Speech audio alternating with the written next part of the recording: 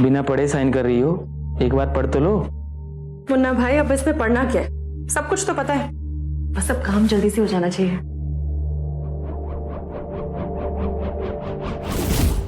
ये रहे डिवोर्स के पेपर्स। अरे इससे तो हम लोगों ने बहू नहीं बल्कि अपनी बेटी की तरह समझा था, और इसने हमारे ऊपर ही दहेज का झूठा इल्जाम लगा दिया। अरे झूठे हैं ये लोग। देखिए इस पेपर्स पे इसके साइन है कि नहीं? क्या आप जानते हैं दहेज का झूठा इल्जाम लगाने का मतलब क्या होता है? वो लोग आप पर मानहानि का दावा कर सकते हैं, आप लोगों को जेल भी हो सकती है।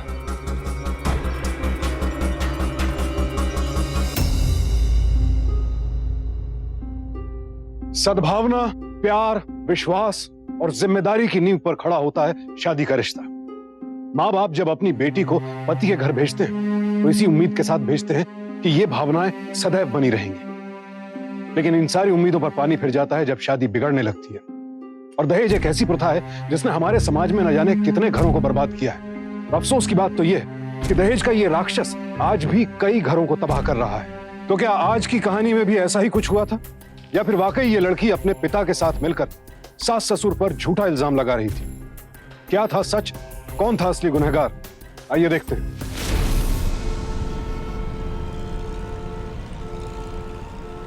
बड़ी सुंदर है आपकी बहू। हाँ जी। मम्मी जी चाय। हाँ बेटा यहाँ रख दो। अरे शादी के वक्त तो तू बड़ी सोहनी लगती थी, अब क्या हुआ तुझे? अरे बहन जी, अब इसमें इसका क्या कसूर है? देखिए ना, हमारा प्रतीक 1 साल से कनाडा में बैठा है। अब जिसका पति 1 साल से फॉरेन में हो, वो बेचारी पत्नी यहाँ दुखी तो होगी ना। अब देखिए ना बहन जी, प्रतीक बेचारा वहां से कितनी कोशिशें कर रहा है कि इसका वीजा जल्द से जल्द आ जाए, लेकिन पता नहीं क्यों इस बार वक्त थोड़ा ज्यादा ही लग रहा है। लेकिन देखिए हमारे लिए तो बहुत अच्छा है, क्योंकि रेशमा बिटिया हमारे साथ थोड़ा वक्त और गुजार पाई। और वैसे भी इसकी ट्रेनिंग चल रही है ना। किस चीज की ट्रेनिंग जी? वो क्या है ना कि जहाँ हमारा प्रतीक काम करता है ना, वहाँ पार्टी शार्टी थोड़ी ज्यादा चलती है, इसीलिए थोड़ा डांस क्लासेस, थोड़ी एटिकेट्स और हाँ अंग्रेजी भी सीखना पड़ता है। आप तो अपनी बहू का बहुत ख्याल रखते हैं, सच में ऐसी ससुराल तो हिंदुस्तान में कहीं मिलेगी ही नहीं। देखिए बहन जी, हमारे यहाँ तो बहू को भी बेटी के रूप में देखा जाता है, और रेशमा तो हमारी बहू भी है और बेटी भी। अब देखिए ना, बातों बातों में ख्याल ही नहीं रहा, इसके डांस क्लास का टाइम हो गया है। रेशमा बेटा, तुम्हारी डांस क्लास का वक्त हो रहा है ना, जाओ तैयार हो जाओ। ठीक है, मैं भी चलती हूँ, मुझे भी घर में बहुत सारा काम है। अरे बेटा थोड़ा मुस्कुरा लिया करो, इतनी अच्छी ससुराल मिली है तुम्हें। हाँ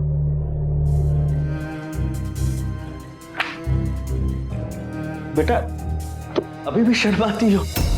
बेटा हम तो तुम्हारे माँ बाप जैसे हैं, अब हमसे क्या शर्माना। वैसे भी तुम्हें कनाडा में जाके हाई सोसाइटी में उठना बैठना। हाँ जी, हाँ जी, सही में महंगाई का जमाना आ गया। अब यही देख लीजिए ना, रेशमा के डांस क्लासेस, अंग्रेजी क्लासेस की फीस, ये सब मिलाकर इतना खर्चा। नहीं जी, मैं कह नहीं रही हूँ, मैं तो बस। हाँ हाँ लीजिए, अपनी बेटी से बात कीजिए, बहन जी का ख्याल रखिएगा। हाँ जी, नमस्ते। लो बेटा, पापा जी से बात करो। और हाँ, कल मुन्ना आने वाला है ना, तो पापा जी से बात कर लेना। हाँ लो।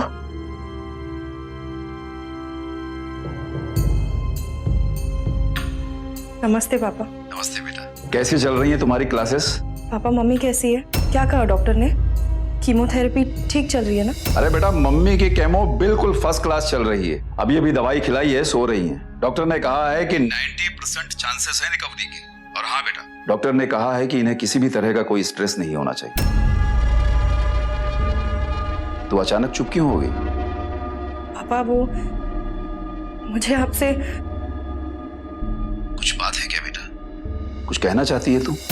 नहीं, आप बस मम्मी का ध्यान रखना, उन्हें किसी भी तरह का स्ट्रेस नहीं होना चाहिए। मैं आपसे बाद में बात करती हूँ। रेशमा, सब ठीक तो है ना बेटा वहां पर? आपसे बाद में बात करती हूँ। नमस्ते। नमस्ते। अरे रेशमा बेटा, तुमने अपने पापा से कहा क्यों नहीं मुन्ना के बारे में? कितनी बार कहा तुमसे। डॉक्टर ने मम्मी को स्ट्रेस लेने से मना किया। अगर वो किसी भी तरह का स्ट्रेस लेंगी तो उनका कैंसर बढ़ जाएगा। ऐसे में मैं उनसे पैसे कैसे मांगू?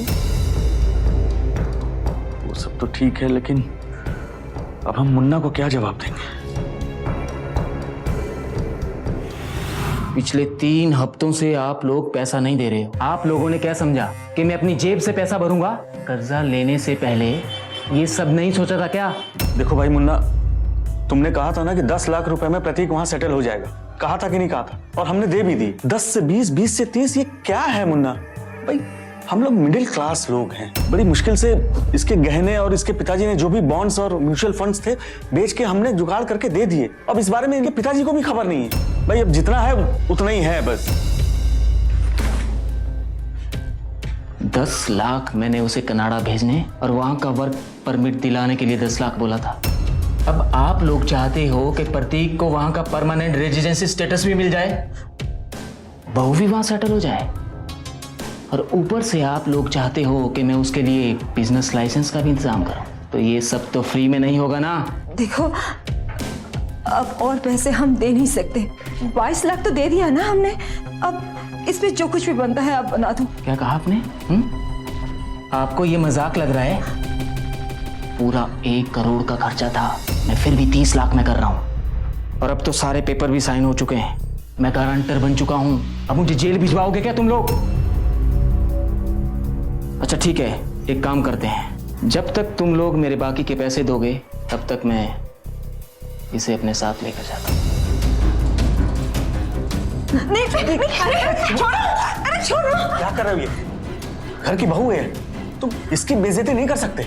अरे वाह, इज्जत की बहुत फिक्र है आपको। हाँ, कान खोल कर सुन लो, अगर मुझे मेरे बाकी के 8 लाख नहीं मिले तो आपकी ये जो प्यारी सी बहू है ना, इसकी इज्जत को मिट्टी में मिला दूंगा। नहीं, ऐसा कुछ मत करना, मैं हाथ जोड़ती हूँ, ऐसा कुछ मत करना।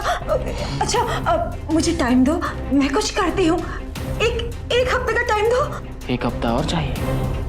लो दिया, याद रखो, मुझे मेरे 8 लाख चाहिए, नहीं तो आपकी इज्जत कहीं मिट्टी में।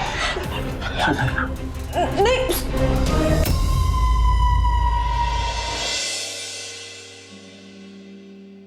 बेटा। हाँ, ले, प्रतीक का फोन है। प्रतीक, मेरे वीजा को कितना टाइम लगेगा? बस थोड़ा टाइम और दे दो मुझे। अच्छा सुनो, सॉरी, मुन्ना की हरकतों के बारे में सुना मैंने। वो हमारी सिचुएशन का ना बहुत ही फायदा उठा रहा है। प्रतीक, इतने सारे पैसे मैं कहाँ से लाऊं? रेशमा, मैं भी यहाँ पे बहुत फंस गया हूँ। मेरा तो अब मन करता है वापस आ जाऊँ, लेकिन नहीं, वहाँ पर हमारा फ्यूचर नहीं है। रेशमा प्लीज, आखिरी बार पैसों का जुगाड़ कर लो, हमारी जिंदगी बदल जाएगी। रेशमा, रेशमा, मैं यहाँ पे बहुत अकेला महसूस करता हूँ। यहाँ पे कोई नहीं है मेरा। रेशमा प्लीज, मैं यहाँ से कुछ नहीं कर सकता, सब तुम्हारे ऊपर निर्भर है अभी। प्लीज रेशमा, हमारी खातिर कर लो। प्रतीक, तुम समझने की कोशिश क्यों नहीं कर रहे? मैं इतने... चलो, अगर पैसे का जुगाड़ नहीं हुआ तो क्या होगा? मैं वापस आ जाऊंगा। नहीं नहीं नहीं, मैं कुछ करती हूँ, बस तुम ट्राई करना कि बिजनेस लाइसेंस मिलने के बाद मेरा वीजा भी हो जाए प्लीज। मिल जाएगा, मिल जाएगा। अच्छा चलो, मैं फोन रखता हूँ, यहाँ पे काफी रात हो गई है, अपना ख्याल रखना। Good night. बाय। अच्छा ये बता, तू कौन से चीजों की ट्रेनिंग ले रही है? अंग्रेजी, डांस क्लास और कंप्यूटर की। हाँ बेटा बता, कुछ खास बात करनी है तुझे? वो पापा, मुझे आपसे... बेटा ये पिछले 2 दिनों से हाँ पापा ना पापा, ये आधी अधूरी बातें क्यों कर रही है? सब ठीक तो है ना वहां पर? जी सब ठीक है। तो फिर बात क्या है बेटा? पड़ोस में किसी की शादी है और मैं अपने गहने पहन के बहुत बोर हो गई हूँ। आप मुझे अपना वो डायमंड सेट देंगे? बेटा, मेरे गहने तेरे ही तो है, और वैसे भी उसको रखकर मैं क्या करूंगी? तू बैंक के लॉकर से लेकर जरूर पहनना। लो जी, इतनी सी बात करने के लिए आपकी लाडली बेटी झिझक रही थी। ठीक है, तो मैं बैंक से निकाल दूंगी अभी। अरे बेटा, इतनी जल्दी? अभी तो आई है ना तू। माँ, थोड़ा जल्दी में हूँ, मैं वापस आऊंगी ना। रेशमा,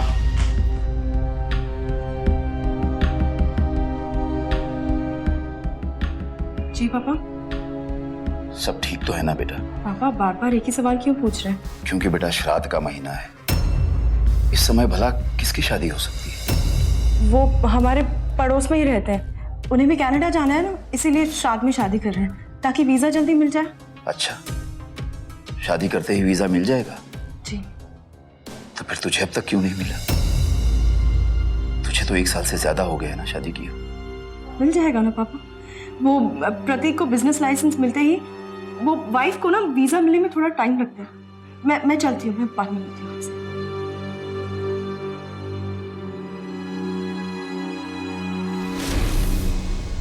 ये लो पैसे।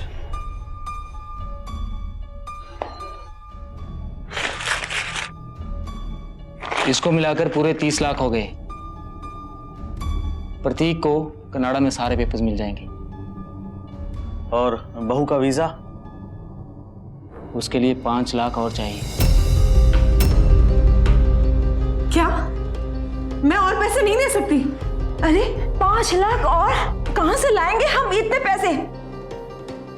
तुमने तो कहा था कि 30 लाख से सब कुछ हो जाएगा। अब थोड़ा बहुत ऊपर नीचे तो होगा ना। वहां की सरकार और यहाँ की सरकार दोनों को खिलाने में कम से कम 8 लाख खर्चा हो गया है मेरा। मुन्ना, हम इतने पैसे कहाँ से लाएंगे? पहले ही बहू ने अपनी माँ के गहने गिरवी रख के 8 लाख का इंतजाम किया है। बस 5 लाख और। अब आप लोग डिसाइड कर लो कि इसको वहां जाना है कि नहीं। मैं 23 तारीख को वापस आऊंगा, तब तक पैसों का इंतजाम करके रखना। प्रतीक को लाइसेंस नहीं मिलेगा ना? चलेगा, वो कोई जॉब कर लेगा। आप बस मेरा वीजा बना दीजिए, मेरे पास और पैसे नहीं है। अरे रेशमा बेटी, तू क्या कह रही है? मम्मी जी, आप समझ क्यों नहीं रही हैं? ये लाइसेंस के नाम पे हमसे पैसे लेते जा रहे हैं। हाँ, मेरे पास और पैसा नहीं है, आप बस मेरा वीजा बना दीजिए।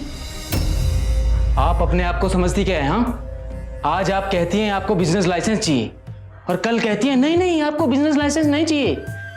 राशन की दुकान में खड़े होकर दाल चावल खरीद रही हैं क्या? चल मुन्ना, उस बेचारे को कुछ मालूम नहीं है। चल बाहर चल, समझाओ इसको। मैं समझाता हूँ। मम्मी जी, इतने सारे पैसे कहाँ से लाऊं मैं?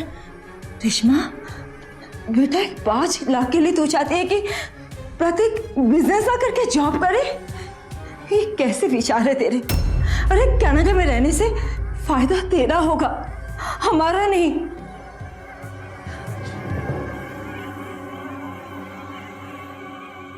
मेरी बात तो सुन ले, मैं बात कर रहा हूँ ना यार। मैं क्या बात करनी है आपको? हाँ,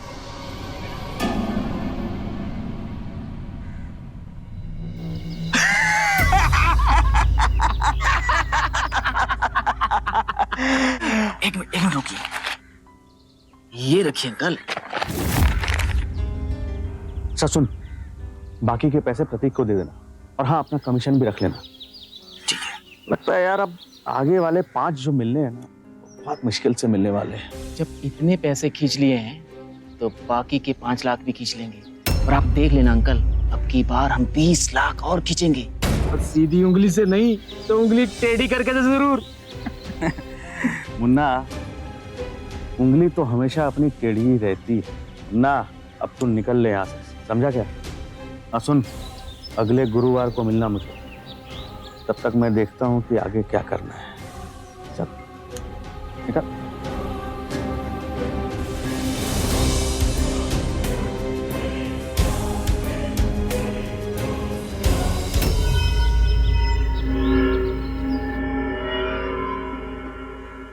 हमारे समाज में शादी को सिर्फ लड़के लड़की का नहीं, 2 परिवारों का मिलन माना जाता है।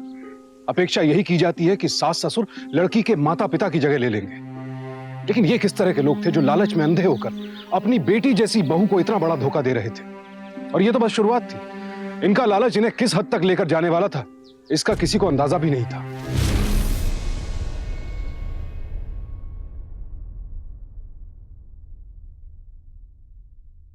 बेटा, बेटा, लगता है हमने तुमको डरा दिया। लगता है बहुत गहरी सोच में हो तुम। नहीं, कुछ नहीं। बेटा, वो दरअसल बात यह है कि मुन्ना परसों आने वाला है। पैसों का इंतजाम अभी तक हो नहीं पाया है। वो अगर तुम पैसे नहीं ला पाई तो कोई बात नहीं बेटा, वो एक उपाय है। मैं और तुम कल दिल्ली जाएंगे भाई साहब के पास, उनके पैर पकड़ेंगे और पैसे लेके आएंगे, ठीक है? क्या कह रहे भाई साहब के पास? अरे उनके साथ तो 20 साल से हमारा कोई संबंध ही नहीं। उन्होंने हमारी बेइज्जती भी की है, उनसे पैसे लेंगे? नहीं नहीं।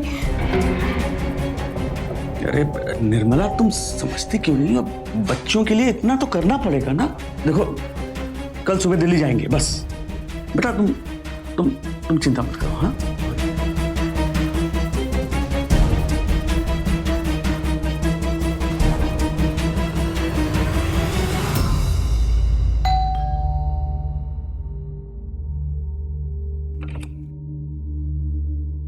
निगम साहब है? वो तो घर पे नहीं है। जानता हूँ, उनके बड़े भाई ने कुछ पैसे भेजे, सुबह फोन आया था।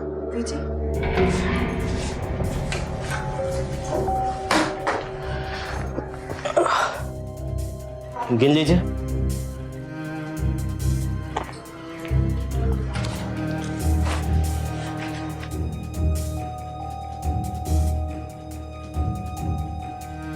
हाँ, लग तो ठीक रहे। मैं डैडी जी को बता दूंगी।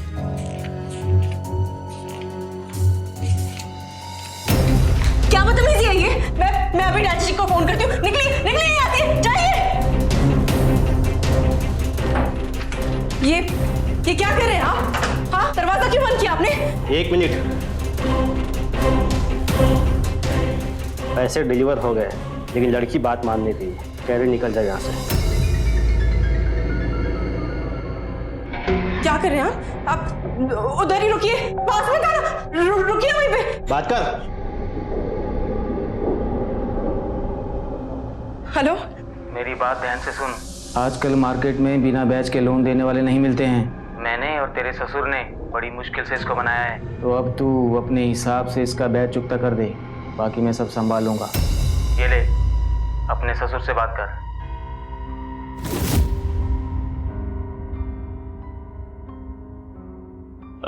देखो बेटा, अब यहां से तो कुछ नहीं हो सकता। हालात इतने बिगड़ चुके हैं कि हमें इनसे कोऑपरेट करना ही पड़ेगा बेटा, और तुम्हें भी वहां इनसे कोऑपरेट करना पड़ेगा। बस बेटा, आखिरी बार, इसके बाद तुम्हें पैसे मांगने की कोई जरूरत नहीं पड़ेगी बेटा, और तुम्हारा वीजा भी पक्का हो जाएगा, है ना बेटा? तो बस एक आखिरी बार। हाँ,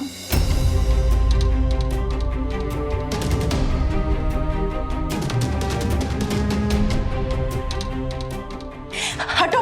मैं चलाऊंगी, मैं बहुत जोर से चलाऊंगी। क्या कर रहे हैं? जाइए, मैं चलाऊंगी। पास बता दो। हाँ, हटो यहाँ से, मुझे जाने दो। हाँ, हटो, जाने दो, हटो।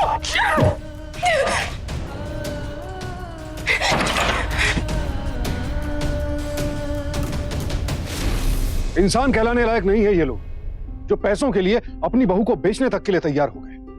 कितनी घटिया सोच है। कहां पहुंच गया हमारा ये समाज, जहां पीड़ित की खामोशी का फायदा उठाकर उसका और ज्यादा शोषण किया जाता है।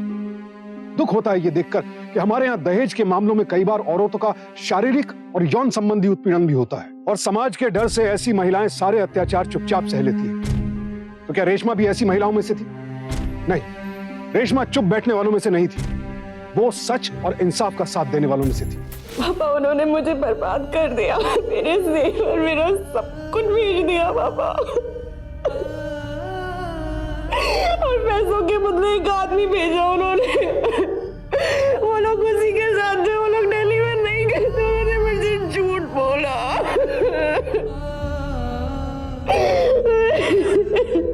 तू संभाल अपने आप को बेटा, इधर बैठ।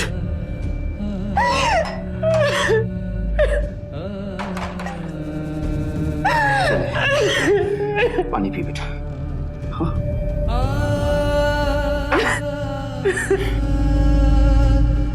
1 साल तक इतना सब कुछ तू सहती रही, तुझे मुझे ये पहले ही बताना चाहिए। पापा, मेरे को लगा सब कुछ ठीक हो जाएगा पापा। प्रतीक पे, उसके मम्मी पापा पे मैंने कितना विश्वास किया था। मुझे लगा कनाडा का वीजा मिलते सब कुछ वापस लेकर आऊंगी। पापा, मुझे उन पे विश्वास नहीं करना चाहिए था पापा, मैंने बहुत बड़ी गलती की। सब मिले हुए हैं ये, मेरे बच्चे, मुझे बहुत पहले बताना चाहिए था मुझे। तू क्यों चुप रही इतने दिनों? पापा, मैं कैसे बताती? डॉक्टर ने मम्मी को स्ट्रेस लेने से मना किया था ना। अगर मैं उन्हें ये टेंशन देती तो उनका कैंसर बढ़ नहीं जाता। और आपके ऊपर इतनी जिम्मेदारी है, मैं आपको टेंशन कैसे देती? नहीं होगा तेरी माँ को।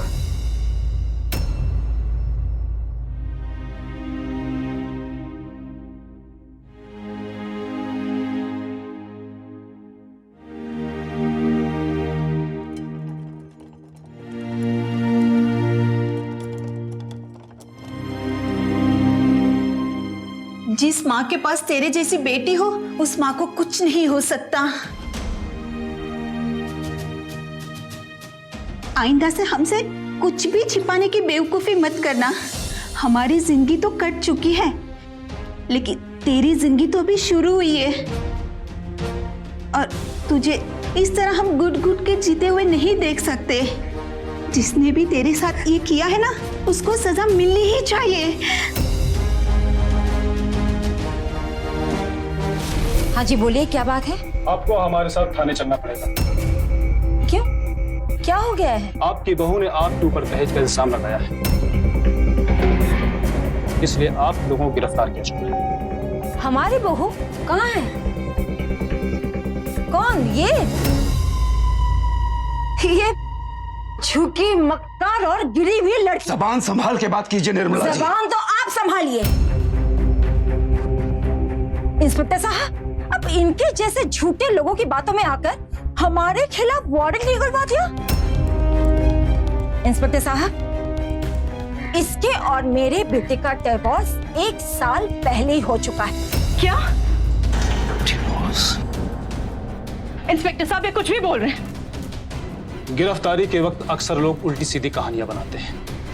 आप लोग हमारे साथ पुलिस स्टेशन चलिए और वहीं चलकर अपनी कहानी सुनाइए। एक मिनट, पहले आप अपनी आंखों से देख तो लीजिए कि ये कितने बड़े झूठे लोग हैं। आप जाइए ना और डिवोर्स पेपर लेकर आइए।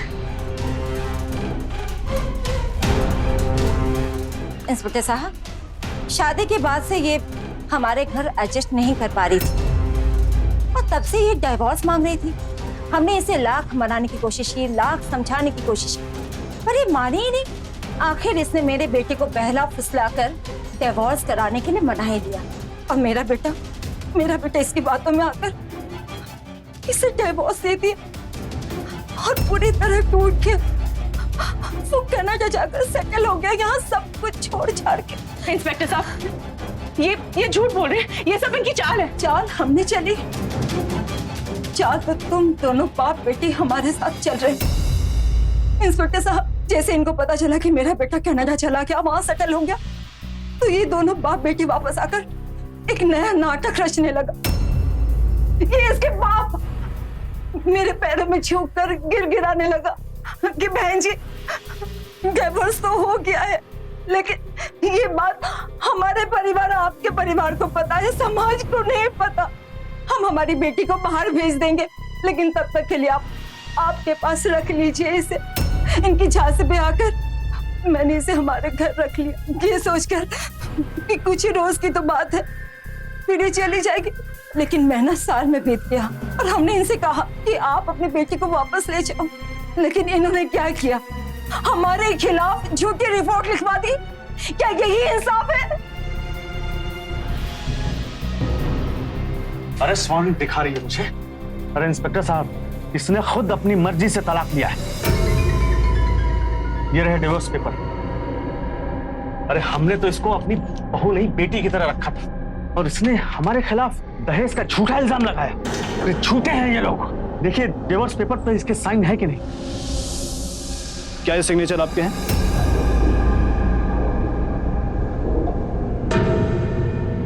क्या ये सिग्नेचर आपके हैं? हाँ, लेकिन मैंने ये साइन नहीं किया। क्या आप लोग जानते हैं कि दहेज जैसा झूठा इल्जाम लगाने का मतलब क्या होता है? आप लोगों ने झूठी रिपोर्ट क्यों लिखवाई? इंस्पेक्टर साहब, ये लोग झूठ बोल रहे हैं। मैंने किसी डिवोर्स पेपर्स पे साइन नहीं किया है। मैं और मेरे पति अभी भी शादीशुदा हैं। ये डॉक्यूमेंट्स फर्जी हैं। लेकिन मुझे तो ये कागज फर्जी नहीं लगते। बिना पढ़े साइन कर रही हो, कम से कम पढ़ तो लो। ना भाई, इसमें पढ़ना क्या? सब कुछ तो पता है, बस ये काम जल्दी से हो जाना चाहिए। इंस्पेक्टर साहब, मुन्ना आया था घर पे, वो कनाडा के वीजा पेपर्स पे साइन लिए थे उसने। मुझे लगता है इन लोगों ने ना पेपर्स चेंज कर दिए थे। अच्छा, तो उस चक्कर में आपने साइन कर दिया। और पेपर पर साइन करते वक्त आप उसे पढ़ते नहीं थे क्या? मैंने पेपर्स पढ़े थे, लेकिन मैंने हर एक पेपर को ध्यान से थोड़ी देखा था। इंस्पेक्टर साहब, भला आप ही सोचिए कि इस तरह के पेपर पर मेरी बेटी साइन क्यों करेगी? वो क्यों तलाक चाहेगी? इन लोगों ने जानबूझकर उससे इन पेपर्स पर साइन ली होगी, जबरदस्ती की होगी उसके साथ। इंस्पेक्टर साहब, हम लोग ऐसे नहीं हैं, ऐसा नहीं कर सकते हम लोग। चलिए मान लेते हैं कि ये लोग चालाकी के साथ आपके बेटे की सिग्नेचर करवा लें, लेकिन क्या यह बात आप कोर्ट में साबित कर सकते हैं? और जब तक आप ये बात कोर्ट में साबित नहीं कर सकते, इसे डिवोर्स ही माना जाएगा और आपकी ये कंप्लेंट गैर कानूनी मानी जाएगी। हम इन्हें गिरफ्तार नहीं कर सकते, और अगर ये लोग चाहें तो आपके ऊपर मानहानि का मुकदमा भी दर्ज कर सकते हैं। बेहतर यही होगा कि आप अपनी कंप्लेंट वापस ले लीजिए। क्या?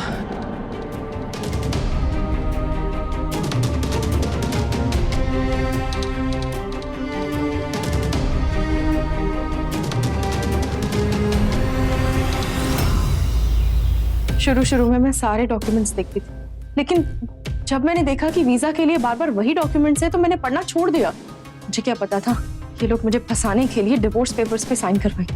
ये सब हम लोगों से पैसा ऐंठने के लिए लोगों ने बहुत पहले ही प्लान कर रखा होगा। इन्हें पता होगा कि आगे चलकर कभी ना कभी हम लोग इन लोगों के खिलाफ कंप्लेन लिखवाएंगे, और तब अगर इन लोगों ने ये प्रूव कर दिया कि तेरा डिवोर्स हो चुका है, तो इन लोगों को पुलिस दहेज लेने के जुर्म में अरेस्ट नहीं कर सकती। पर डिवोर्स पेपर तो नकली थे ना? हाँ, नकली थे, लेकिन उस पर रेशमा के सिग्नेचर्स हैं। अब कोर्ट में हमें साबित करना होगा, और जब तक कोर्ट में हम ये साबित करेंगे तब तक पता नहीं वो लोग और भी क्या क्या सोच लेंगे। क्रिमिनल्स हैं, सारा का सारा कुछ वैसे ही सोचते। अब हम क्या कर सकते हैं? हमारे पास एक ही रास्ता, मुन्ना। मुन्ना? हमें ये जानना होगा कि मुन्ना पैसे लेकर किसे देता था, कहाँ लेकर जाता था। हमें किसी भी तरह से मुन्ना तक पहुंचना ही होगा।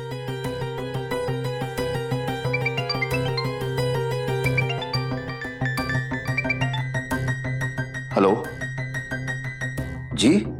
हाँ, लेकिन हम क्यों? अरे लेकिन ठीक है, मैं आता हूं। पुलिस स्टेशन से फोन था, बुलाया है हम लोगों को। उन लोगों ने हमारे खिलाफ चोरी की कंप्लेंट की है।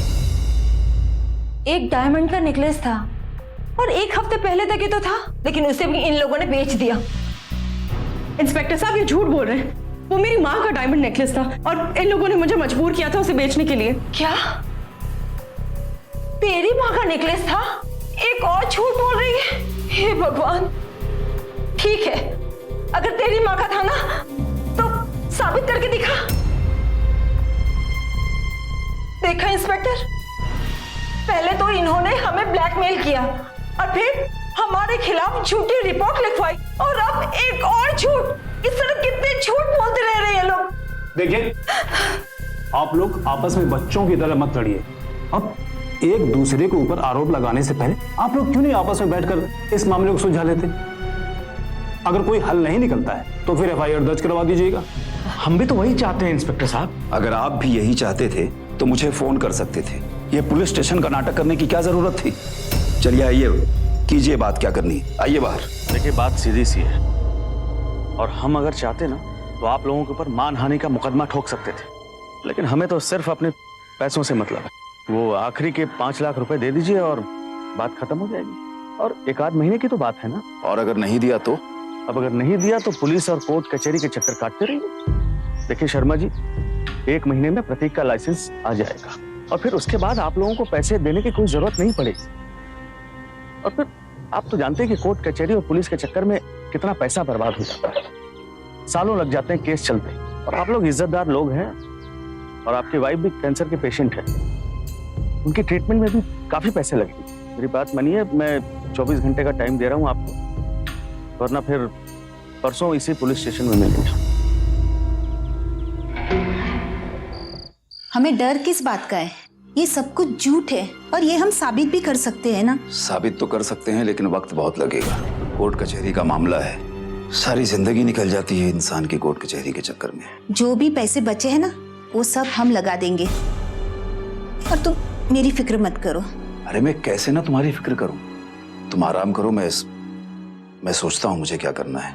नहीं, अब कुछ सोचने की जरूरत नहीं है। ये हमारे परिवार की इज्जत का सवाल है, मेरी बेटी की जिंदगी का सवाल। वो पैसे तुम कोर्ट केस में ही लगा देना। अब मेरी फिक्र मत करो। नहीं माँ, हम उन्हें इस बार पैसे दे देंगे। ये तू क्या बात कर रही है बेटा? बस एक आखिरी बार पापा। तुझे लगता है कि एक बार और पैसे लेकर वो लोग चुपचाप बैठ जाएंगे? बेटा, ये ब्लैकमेलिंग सारी जिंदगी चलती रहेगी। पापा, हमारा ये देखना बहुत जरूरी है कि मुन्ना उन पैसों का करता क्या है। मुझे पूरा यकीन है कि प्रतीक को ये लोग कनाडा में भेज के कुछ न कुछ गलत काम जरूर कर रहे हैं। एक बार मुन्ना का पता चल जाए ना कि वो कहाँ जाता है, किससे मिलता है, एक बार मुन्ना को रंगे हाथों पकड़ लिया ना, फिर ये पुलिस केस, कोर्ट, इन सारे झंझटों से हम लोग बच जाएंगे। बात तो तेरी सही है बेटा, लेकिन पापा, इतने सारे पैसे आएंगे कहाँ से?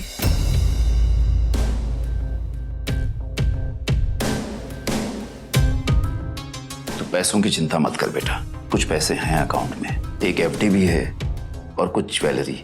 कुल मिला के बेटा ये 3 लाख के करीब तो हो ही जाएंगे। पापा, वो माँ के इलाज के लिए हैं। बेटा, हमने हमारी जिंदगी जी ली है, और अगर मैं अपनी बच्ची की जिंदगी तबाह होते हुए देखकर भी कुछ ना कर पाऊं, तो ये जीना भी कोई जीना है क्या? और तू फिक्र मत कर, सच्चाई हमारे साथ है। हाँ बेटा, तो बिल्कुल चिंता मत कर। मैं कल ही तेरे ससुराल जाऊंगा और ये रुपए उन्हें देकर आऊंगा, और ये भी देखूंगा कि ये मुन्ना कौन है। पापा, मैं भी आपके साथ चलूंगी। नहीं बेटा, तूने बहुत कुछ सह लिया और हिम्मत भी खूब दिखाई है। अब जो भी करना है वो मुझे करना है।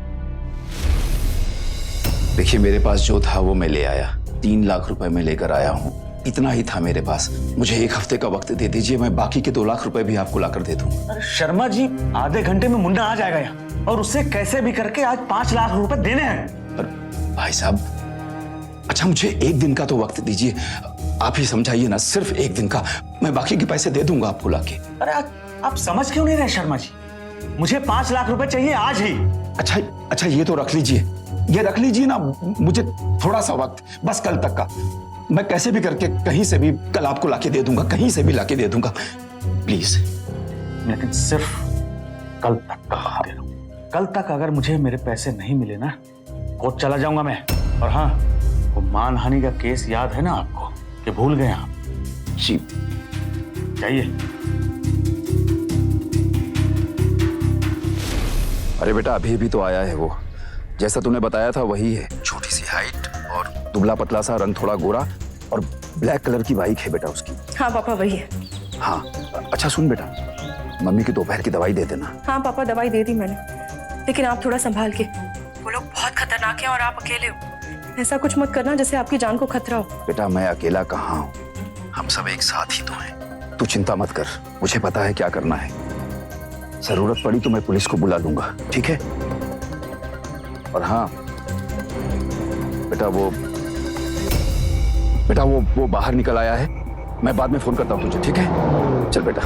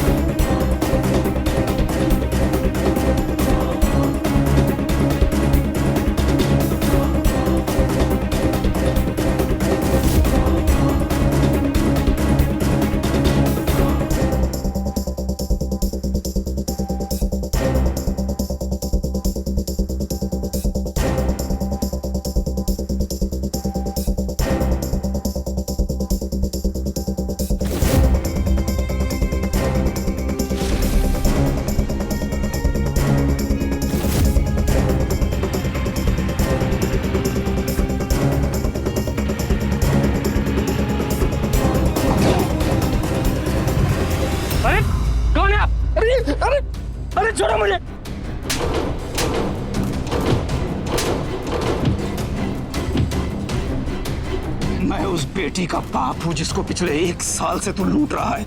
किसके लिए काम करता है तू? किसको रुपए ले जाकर देता था तू? और वो बुरके वाली औरत कौन है? कौन है वो? कौन है वो? मुझे नहीं पता। कुछ नहीं जानता है तू? हाँ, कुछ नहीं जानता है तू? तूने मेरी बेटी को बहुत सताया है, बहुत सताया है। मैं तुझे जान से मार दूंगा, जान से मार दूंगा मैं तुझे। आदमी भेजा था ना तूने, पैसे देकर आदमी भेजा था ना? क्या सोच कर भेजा था कि उसका दुनिया में कोई नहीं है? अरे मुझे कुछ नहीं पता, मैं तो बस एक मिडलमैन हूँ। मिडलमैन है तू? तुझे कुछ नहीं पता है? मिडलमैन है तू?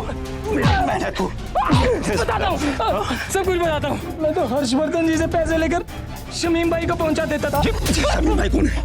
कौन है शमीम भाई? शमीम भाई कनाडा के लिए वीजा निकालने का काम करते हैं। फिर वहाँ पे सेटल करने के लिए वीजा, लाइसेंस, जल्दी बोल। हर प्रकार के डॉक्यूमेंट्स बनाने का काम करते हैं। मिडलमैन है तू? मिडलमैन है तू? मिडलमैन है तू?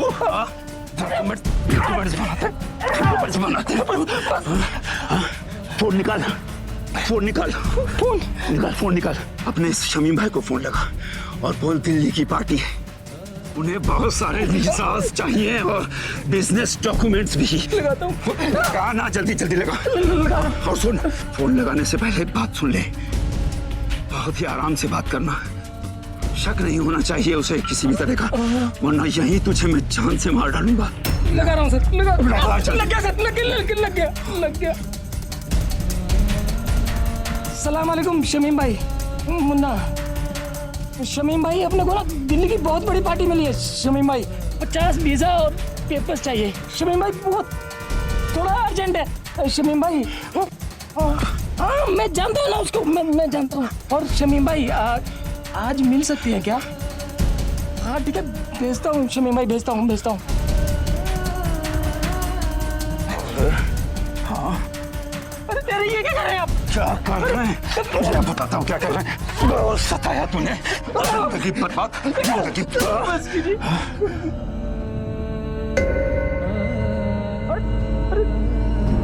अरे मेरी बाइक तो छोड़ देते।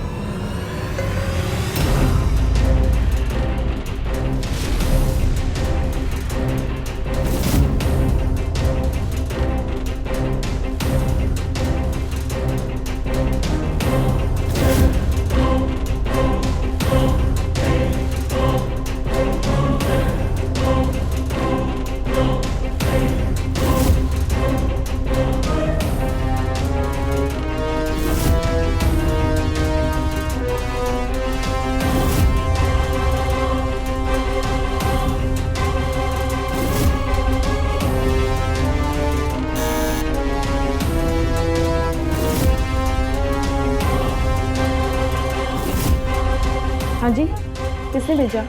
जी, मुझे मुन्ना ने भेजा है, मैं दिल्ली से आया हूँ। ठीक है, आइए।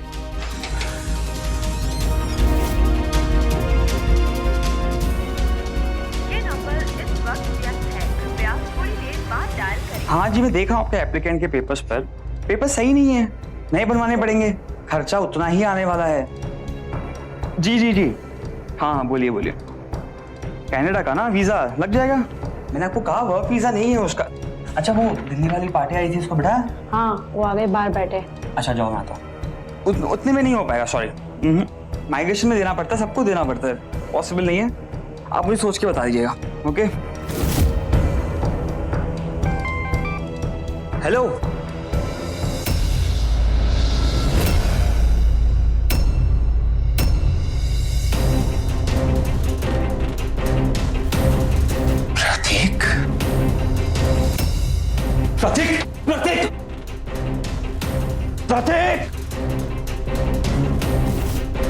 प्रतीक रुक जाओ।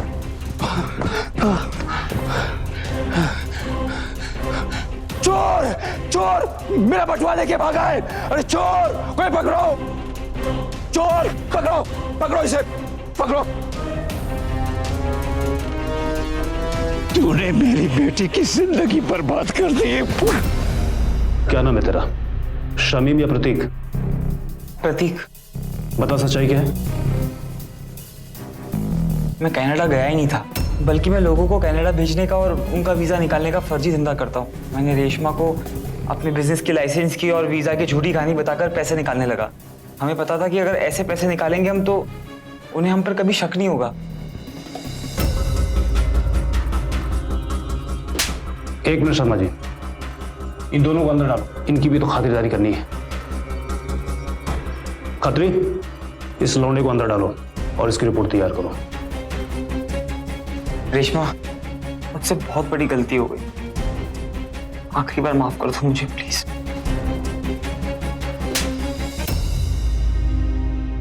हर बार आखिरी बार नहीं होता।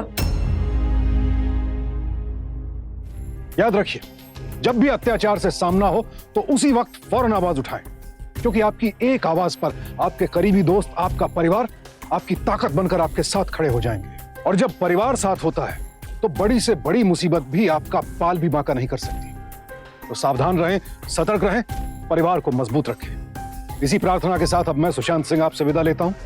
फिर मुलाकात होगी ऐसी एक और सत्य घटना के साथ।